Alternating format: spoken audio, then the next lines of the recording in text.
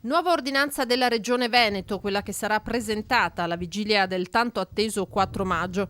Lo annuncia il presidente Zaia, sottolineando come si tratterà di fatto di una proroga dell'attuale con qualche chiarimento. Ci prepariamo a un 4 di maggio con un'apertura che sarà importante perché riguarderà 1.200.000 persone.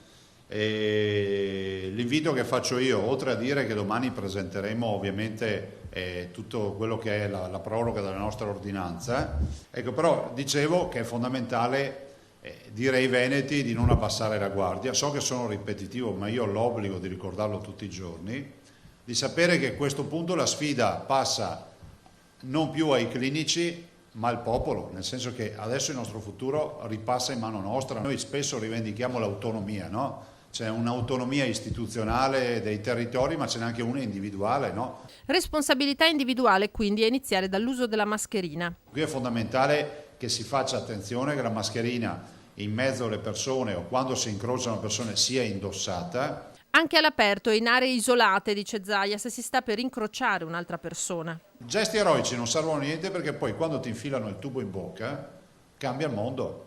Regione Veneto che al pari dei suoi cittadini spinge sulle riaperture ma senza fughe in avanti. Allora noi abbiamo detto, se il governo, o meglio il comitato tecnico scientifico, vuole tentare un'apertura, noi ci siamo.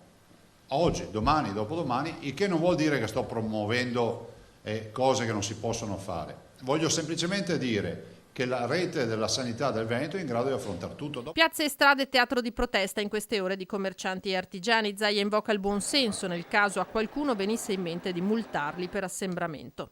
Vabbè che ci sono le leggi, vanno rispettate, però penso che abbiamo tollerato in questo paese proteste di piazza che hanno devastato le città, no? Questi non sono dei devastatori, hanno lasciato le città più pulite di prima. Buon senso che si scontra con le norme in vigore, come nel caso della coppia di Jesolo multata per aver comprato un caffè da asporto a un chiosco sul lungomare ed essersi seduta a consumarlo su una panchina.